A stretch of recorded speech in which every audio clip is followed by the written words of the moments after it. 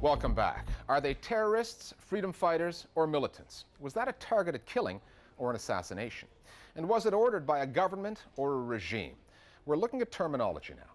In the news game, a picture may be worth 1,000 words, but the words still matter because language can shape perceptions. And in the media, as in politics, perception is reality. One man's terrorist is another man's freedom fighter. I'm for regime change. The ceasefire agreement with Tamil Tiger rebels signed in 2002. Terminology matters a lot because it reflects and also helps to define a political context. I made my position clear about this war on terror. And it can have enormous impact in justifying or legitimizing what people do. Language is our staple in trade. The Iranian regime has the ability to crush opposition very effectively. Terminology is part of the language that we use in order to cover events. The terminology preconditions your thinking. Hezbollah's Islamic resistance movement shelled Israeli positions. If I say to you, I'm going to meet some people from the Iraqi resistance next door, or I say, I'm going to meet a terrorist group from Iraq, immediately you're hostile towards the latter group. Resistance versus terrorism versus guerrilla warfare versus militancy, people who are fighting against a foreign army, whether it's in Iraq or happened in Lebanon, happened in Palestine. Are they militants? Are they terrorists? Are they resistance fighters? These are very, very tricky terms.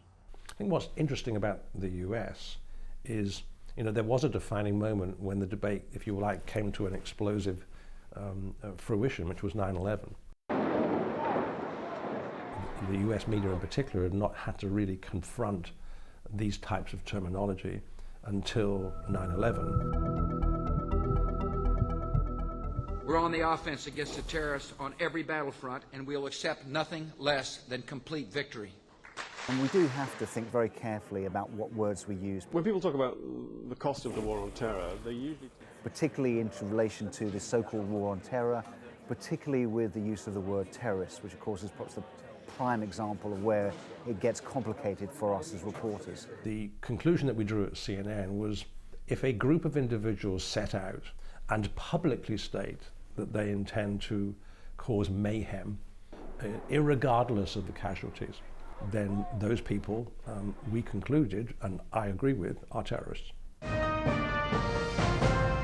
The CBC, we didn't use the word terrorist. The complaints about our reluctance to throw the word terrorism around focuses very much on whether or not by doing so we're inadvertently condoning the actions of certain people or certain groups. And our obvious reply is that we're not doing that. We're being neutral. We're describing the act. We're describing the people. We'll let our audience determine what label they want to attach. We at Sky News are okay about using the word terrorist when it describes a group which willfully seek to kill, maim and injure civilian populations as their intent, to spread fear, to spread terror. CNN now saying, well, they got this from an insurgent leader, and they showed an insurgent is somebody who's not a legitimate group, who's trying to overthrow a legally constituted government. That's the implication of the word. And the implication there is that the government of Iraq that the U.S. installed, really a puppet government, is a legally constituted democratic government, and to call people who are defending the Iraqi order as it was insurgents is not right. Fighter is a more neutral term. Anybody who fights, they can be fighting for a good cause or a bad cause, or an evil or criminal cause or a legitimate cause. You're not describing their motivation. You're not describing their political inspiration. You're not describing their ideological motivation or aims.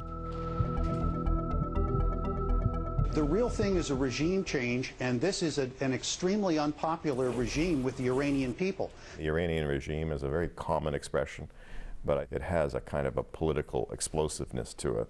Regime and government is again a tricky one. I think perhaps the word regime is pejorative. You get the sense when you use that word that you're delegitimizing the government. And in reality, one could argue, because of the elections in Iran, that they are less of a regime than many other countries that where in Western media one wouldn't call Egypt's government as the Egyptian regime. I think what's happened is some parts of the media have kind of casually, perhaps in an unthinking way, picked up that term. Assassination is a charged word. For a number of years, the Israeli government has pursued a policy which it would call targeted killings, where they specifically go after and kill leaders of Hamas. That arguably is a too neutral a term for what is, after all, a killing of someone in a very deliberate way. And I think we have referred on air to those killings being assassinations.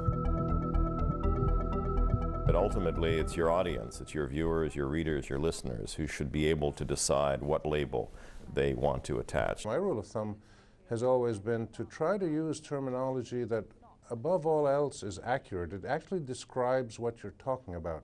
And our role as journalists is to transmit in a descriptive way, in a neutral, descriptive way, the information that allows your audience to make that judgment.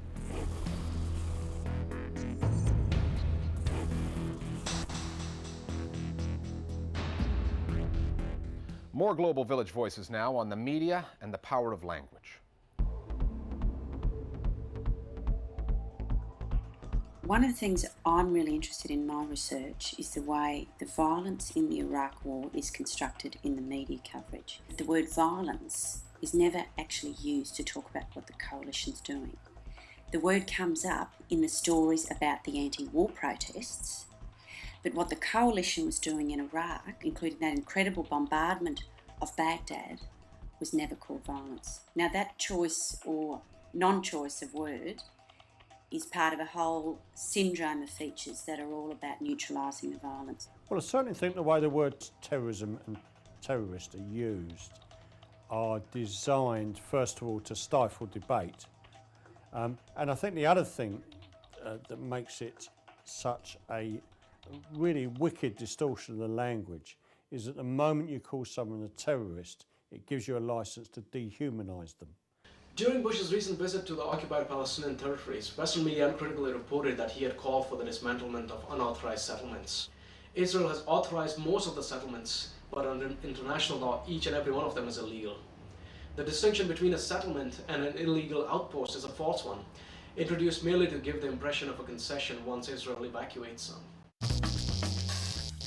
Finally, we started out by telling you about the news media and Super Tuesday. We'll leave you now with the advertising industry and Super Sunday. At up to $2.7 million for a 30-second ad, commercial time on the Super Bowl broadcast, that's the championship game in the world of American football, is the most expensive on television.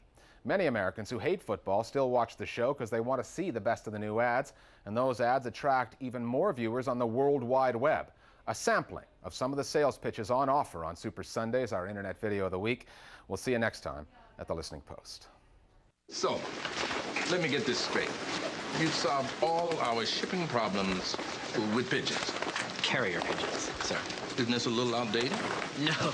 These babies are equipped with GPS and night vision. This little guy's headed off to Cleveland. Amazing. What about the big stuff? That's been taken care of.